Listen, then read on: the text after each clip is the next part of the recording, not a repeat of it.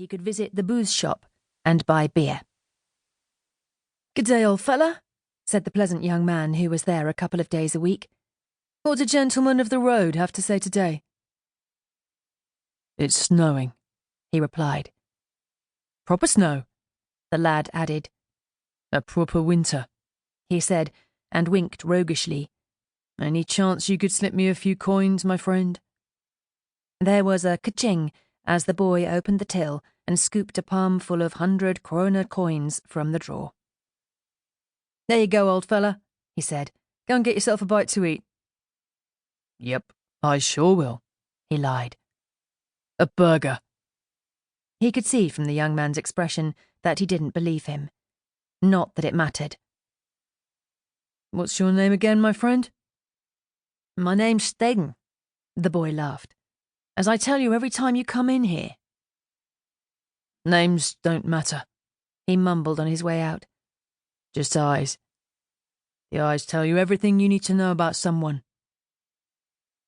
This Steng had friendly eyes, with a spark of mischief behind them. The eyes of a man rebellious enough to steal from the shop's cash register, but at the same time, friendly and charitable enough to give an old drunk small change. He strolled along Logavegur, the snow settling on his head as he walked, forming a crown that melted until his thin hair was soaked and he began to shiver with the chill of it.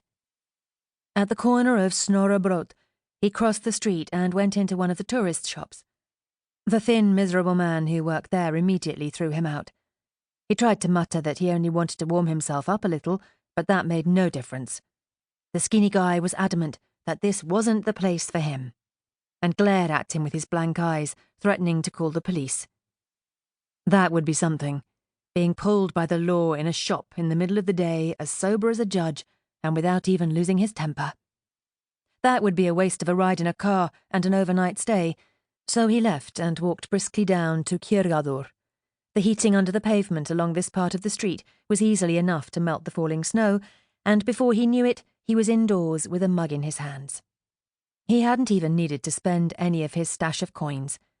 The Asian lady who sold noodles there just handed him a mug and told him to sit down. She was loud, and he didn't understand a word of what she said, but she had kind eyes.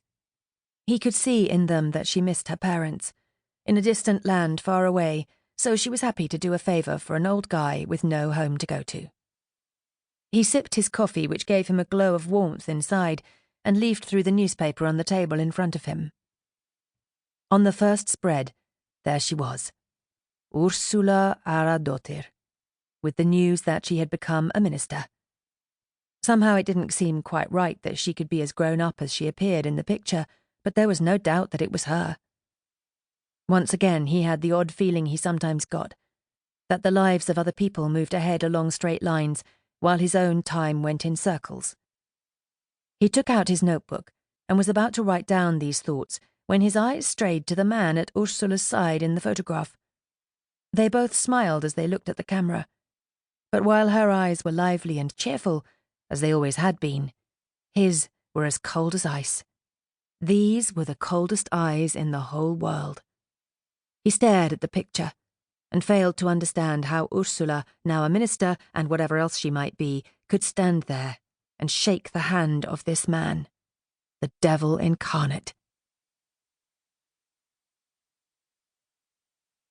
Chapter 2.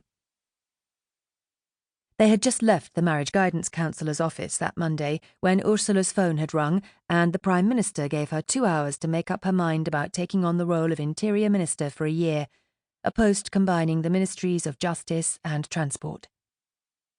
Her eyes were still red with tears after yelling at Nonni in front of the counsellor, and she was sure her voice betrayed her upset as she told the PM that she would call back before the deadline. But she didn't really need 2 hours, and she didn't need to discuss it with Nonni before reaching her decision. She knew that she would make the call in good time, and that she would take the job. Nonni became weirdly excited and dropped his voice almost to a whisper, as if he was now party to some kind of state secret. His hand cupped Úrsula's elbow, steering her towards a coffee house on Skefan, where he took her to a corner table by the window. "So, just what did the PM say?" he whispered, taking a seat opposite her.